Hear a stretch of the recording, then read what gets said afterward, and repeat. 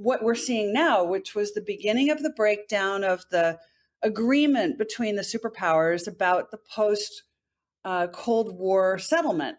And I argued then that we were going to get more stress between the US and Russia and the US and China, which is exactly what has happened. As for the phrase World War III, which is, obviously provocative and hard for people to process, but, what's the definition of it? Well, it's very broad, covering a lot of geographies. And this is a thing I think people haven't understood. They think this is all about Ukraine.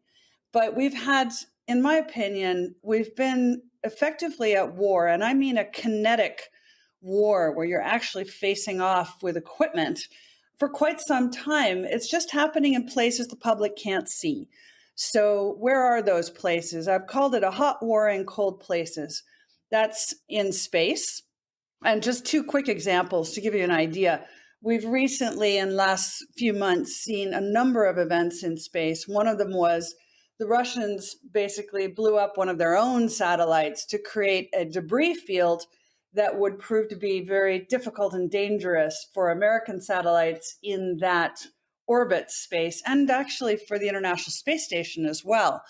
We've also seen the Chinese make immense progress with their hunter-killer satellites, and one of them now can do what an American satellite can do, which is to drop out of its orbit, sidle up to somebody else's satellite, basically grab it almost like a Pac-Man, and hurl it into outer space, into what they call the dead zone, which is where that satellite is now useless to whoever put it into orbit. And so that's a very scary development, that we're having that level of space warfare. Oh, and by the way, the Chinese define the hunter-killer satellite as being something that cleans up debris, which sounds great, except it also seems to define American satellites as debris. So, we are definitely seeing the superpowers facing off in space. And what is that about? That is about challenging each other's capacity to communicate, to gather data, to, frankly, have access to GPS, all sorts of things. And so as another example of the warfare that we're seeing, a few months ago, there was a very, very interesting and important incident in a tiny little island in the north of Norway called Svalbard, where we find the world's fastest internet cable.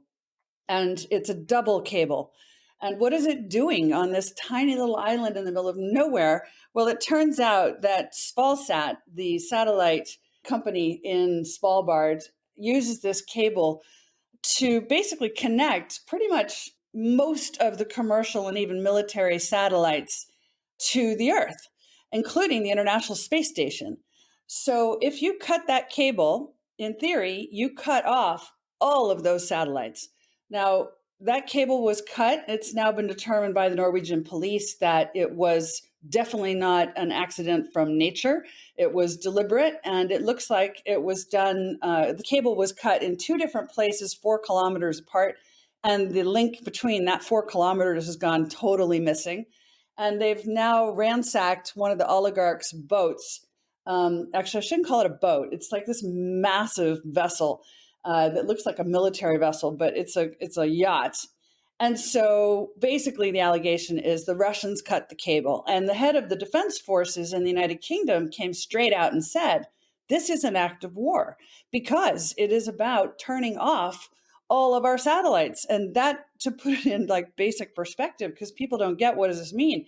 That's like no more Uber Eats, right? That's no more GPS. That's a denial of service attack. That's not about you can't access a website on your computer. It's that you can't access the net. This is a whole different level of strategic threat. So let me go a bit further to finish on this. It also extends into other cold places like the Arctic, cyberspace, where we're seeing a whole lot of activity between the superpowers. I thought it was particularly interesting. Even just yesterday, I was supposed to fly from Europe and the UK to the US, but British Airways had a massive cyber event, which they're officially describing as a glitch that interrupted and canceled every single short haul flight around Europe. But it happened within hours of British Airways announcing that they would no longer be flying to or over Russia. So maybe that's just an amazing coincidence. We'll leave it at that. And then finally, we're seeing it in places like Africa, which, although Africa is a hot place, it is a place that the media give quite a cold shoulder to. And what we see there is something very important and very interesting, which is the privatization of militaries over the last basically 20 or 30 years. And the Russians have something called the Wagner Group. The Americans have something called Academy that Eric Prince created. But basically, these are private militia who work for a fee. And in the case of Wagner, they're said to be President Putin's sort of private army. And there's no question that those two are facing off in Africa over raw materials and strategic assets. And so this is a hot war. It's just in a place the media gives a cold shoulder to. So that's the global context. I haven't even added in what's happening in Asia with China, Russia, in the Pacific as well. But the point is, Ukraine is occurring in the context of a much, much larger set of confrontations. And for this reason, it's hard to not describe it as a world war. Hello everyone and welcome to the channel. That was Dr. Pippa Malmgren. As always, I will leave a link to the full interview in the description below. I have a few points to make on the discussion that was had, but I will make them throughout the remainder of the video. So let's get straight into this market update. So here you're looking at the daily S&P 500 chart. This thing has obviously gone way up. You can see here I've marked the previous high before the 2020 crash. So we are still way up, but we are in a downtrend here. We've gotten an inversion of this cloud, so now we're beginning to ride this cloud down. The S&P has held relative strength compared to the European markets, which is very interesting. But we still have a sell here. We have really shifted into a downtrend,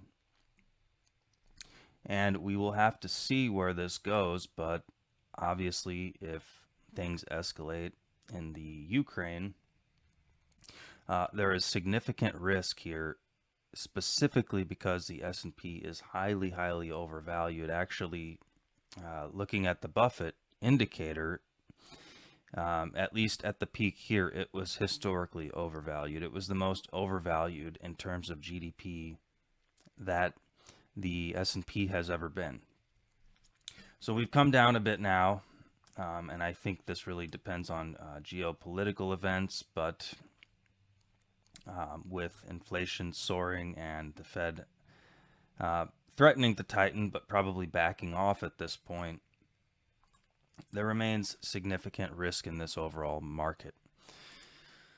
Let's take a look at Russian stocks. This is a Russian ETF.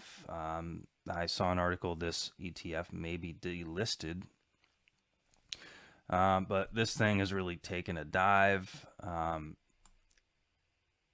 One stock in specific that I've been looking at, excuse this please, is Luke Oil. Luke Oil was up over $107 and is now around $7. So this thing has really tanked. I was actually attempting to buy some shares through TD Ameritrade, but the transactions were restricted. I was not able to purchase these. The last time this happened to me was buying AMC. So what I find interesting, these exchanges, specifically in this case TD Ameritrade, allowed this stock to completely tank, right? So they didn't stop trading. They didn't prevent you from getting wiped out here. But once these valuations were absurdly cheap, then you can't buy, right? So I'm wondering, are banks, our insiders, is somebody able to buy while retail investors are blocked? Similar thing happened when I was trading AMC. I was allowed to get into a trade into AMC, and my account was immediately locked. I wasn't able to see the price. I wasn't able to sell. I wasn't able to transact. So rather than preventing me from getting in the trade and blocking the trade, they allowed me in, right? And then they blocked me. So this just seems like some significant funny business here. You know, these things are never in the favor of retail. So I just want to bring that to you. Always be careful. You can get blocked in when you're in a trade, or you know, prevented from entering a trade that you want to enter. So if there's an exchange that you know of that is not blocking these transactions, please let me know in the comments. So that's all I wanted to say about stocks. So we can get straight into Bitcoin here. So Bitcoin has gone back to a sell. We had a buy during this short run up here. We will see we have support here. Really the key level is around this $33,000 level. If we breach below there, there is no support until about $10,000. So we will have to see here. We have to hold this support. Otherwise, it's likely we could be going significantly lower. On this Ichimoku cloud, we are beginning to get this twist. So this momentum has slowed. But if we continue to the downside, there is significant risk here. And with the S&P essentially in a downtrend, we really have to watch what's happening in the stock market and all of the geopolitical events. And I think that's going to dictate the way that Bitcoin goes here. If you read the book by Nassim Taleb, it's a really great book. I highly recommend it. Fooled by Randomness. He states that it is impossible to predict the direction of specific securities for the fact that you cannot predict future events. Future events have a distribution of random outcomes, and it is impossible to say one person's decision can affect the outcome in a certain situation. So I always like to stay hedged and be ready for anything. So here we're really neutral. This thing could go either way depending on where the market goes, what happens in the Ukraine, and overall sentiment in the market. The key is if we go below 33, that is a death sentence. Basically, we've hit here and been rejected around this $45,000 level here 1, 2, 3 times rejected, clean rejections right off that level. And actually this was a previous resistance level. So we'll see what happens. If we look at the Bitcoin shorts during this run up here, the Bitcoin shorts dropped out quickly. Here you have an exponential drop, but as you can see, these bars get smaller and smaller, and this momentum is slowing. At some point, we're going to likely get a reversal, and these shorts will increase, and that is when I think you're going to see. So you have this downtrend in Bitcoin in the context of lower shorts. If we see shorts coming back in, you're going to see further downside. So if you have large positions in Bitcoin, it's good to watch these shorts here. Obviously, none of this is investment advice. Invest at your own risk, all that. This is just me looking at the charts and giving my opinion. So Monero was an interesting pattern. I looked back at the larger chart. It looked like we were beginning to get support and potentially a reversal here. But when looking back on a higher time frame, we really still remain in a clean downtrend here, and we have a rejection off of this trend line, okay? We still have a sell. So here, I think, you know, anything can happen, but I'm looking at this $133 level, maybe an area between 133 and 143, say, to get support. But until we have a clean reversal here, and you know, if these if what was going on in Canada with these bank basically blockages, and in Russia with Google and Apple Pay was not a catalyst to get people into Monero, then I don't see what is. So we'll see if more of these events happen, and if people figure out a way to circumvent the situation, if you know what I mean. All right, to Pirate Chain. Pirate Chain is saying we have a sell. We've had this long downtrend here, and we were finally getting a twist in this cloud. Again, we're more in a neutral position. I would like to say we've confirmed a reversal, but I don't think that is the case. I think this could go either way here. So it's difficult to say. I think watching those Bitcoin shorts is at least what I will be doing to determine where the overall market, Bitcoin, but also things like Pirate Chain, are going to head. I think if those Bitcoin shorts come back in and the Bitcoin price drops, we could see further downside. That being said, with everything that's going on in the introduction of CBDCs, you know, there's worse things than your cryptos going down. Being stuck in fiat would be far worse, in my opinion, if we had these programmable currencies where you can be turned off. So that's all I have to say about that.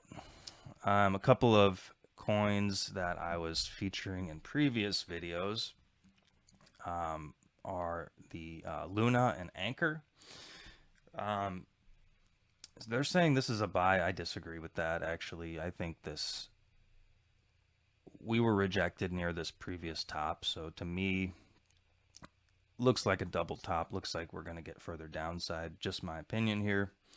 Let me know if you disagree. This also looks like a head and shoulders here. Left shoulder, head, shoulder, and then we're retesting here. So the fact that we couldn't get above this previous high, and again, I mentioned this thing's mooning, but there's previous resistance, so you have to be very careful here. And I think that is playing out. I think we are getting some resistance and further downside. The other coin related is a different story.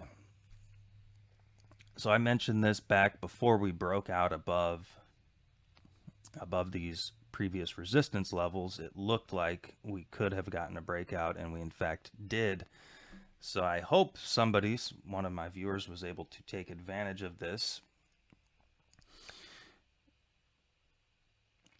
So this thing really mooned, basically, and obviously this is now the problem of where do you get out? How do you get out of this trade? Again, not investment advice. I'm just saying what I like to do is scale out. I like to take profits while I have them, because when you see exponential moves like this, they often do not last. You just have people FOMOing into this thing. And eventually when the momentum reverses, people will be getting out just as quickly. So on these huge bars, I like to personally, again, scale out, or, if the momentum switches, basically either sell or take my initial capital and just let the profits ride. So just a few things to think about, but obviously the decision is yours. It's your money, your risk, and you'll have to decide how you handle this if you got in this. So that is it for my crypto update. I want to take a look at a few other things, one being crude oil. Crude oil is skyrocketing on this news, and there's an interesting interview of George Gammon and Art Berman. I will leave a link to that interview down below. Essentially, climate change or not, it sounds like we're going to have an energy crisis at some point, if we're not already in the beginning stages of that crisis. So yeah, I don't know how to get around that. If these prices continue to increase, that is going to put further pressure on our economy than we already have, and could really help.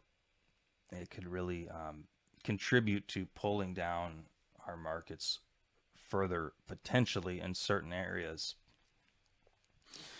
So this is one thing to watch out for. This thing's pretty extended, so difficult to trade something that's already so far up. But this is just something I'm watching very, very carefully. And I've been talking about gold for a while. I know a lot of crypto-only people watch my channel. But in my opinion, a couple of things. It's easier for me to sleep at night when all of my capital is not on an exchange where it can get hacked. But also crypto is very volatile, so you never know if you're gonna wake up rich or broke, and you know that can be tough psychologically, especially over long periods of time. So hey, hopefully people cashed out some of their crypto gains. Well, this market's been retracing, and you know, put that into gold under their mattress or whatever. One thing I wanted to mention in this video that I showed in the beginning, Dr. Pippa Malmgren, she was saying essentially this massive cable was cut, which I guess I don't understand how she's saying that this would lead to cutting off the internet. Yet the cable is already cut, but obviously we still have internet. So that part I don't understand, but the idea of cyber attacks, of attacks like she was describing, satellites and so forth, it seems risky to have all of your assets in a digital form when there are attacks on the infrastructure to access those. So even holding gold or even physical fiat currency, in my opinion, seems like a good idea. And obviously that is paying off at the moment. Gold is doing very, very well. We still have a strong buy. It's hard to say what's going to happen here. Again, fooled by randomness. Will the crisis in the Ukraine escalate or de-escalate? We will have to see, and I think that will dictate where gold is going.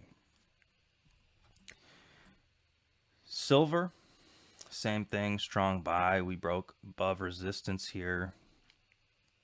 Silver is used in a lot of the alternative technologies that are needed for an energy transition. That is one upside. The downside is actually silver is a waste byproduct, not really waste, but a byproduct of other types of mining.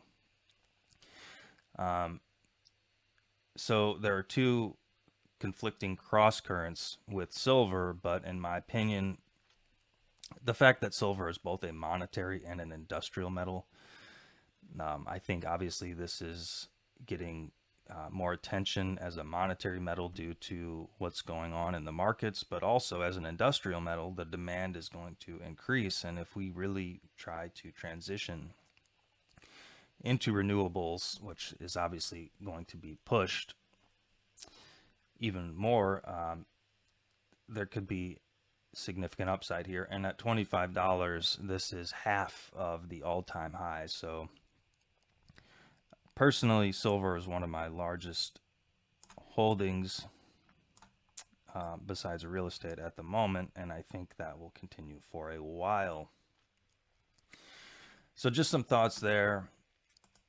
Other thing, I wanted to look at the dollar index. So the dollar index, the dollar has been gaining strength relative to other fiat currencies for a while here. So I think this is due to weakness in the market. It's interesting, gold and the dollar are both going up at the same time. So personally, I'm looking at things like that Anchor protocol that can get a 20% interest rate. So that's just something I'm looking at here. One final note I wanted to end on, kind of what I'm thinking. I really like Chris Cole's work on the Dragon portfolio, and I think what we're seeing is really showing that this research is top-notch. He constructed and back-tested essentially 100 years of time to find the ideal portfolio that would last over 100 years through various market conditions. In good market conditions, you're going to see equities flourishing, tech stocks, all of that. But in times like we're seeing now, you saw the chart for WTI and also gold, silver. If we look at a balanced portfolio, this 100-year portfolio, equity-linked stocks, it's only 24%. Then you have fixed income, so bonds, cash, alternatives, 18%. Gold is actually a much larger. I mean, people normally hold maybe 3%, 5%. A high allocation would be 10%. But this 100-year portfolio is saying really double of the high end, so almost 20% gold. Commodity trend and long volatility. So in market conditions like this, you would be seeing commodity trend, long volatility, and gold really doing amazing. And that would offset the negative returns that you'd be seeing in equities and fixed income. So to me, this is far superior and far more rational than the general portfolio of mainly equities with some fixed income. I think this is borderline irresponsible. So just something to think about. I think this is really good research. It requires some work, but in my opinion, definitely worth it. So check out the Dragon portfolio. I will leave the link to this paper as well as Chris Cole's firm, Artemis Capital, in the link below, in the description below. So check that out. Appreciate everyone watching. As always, consider subscribing. Give me a thumbs up. That really helps out grow the channel. So thank you again. Have a nice weekend, everyone. Take care, and I will see you all in the next one.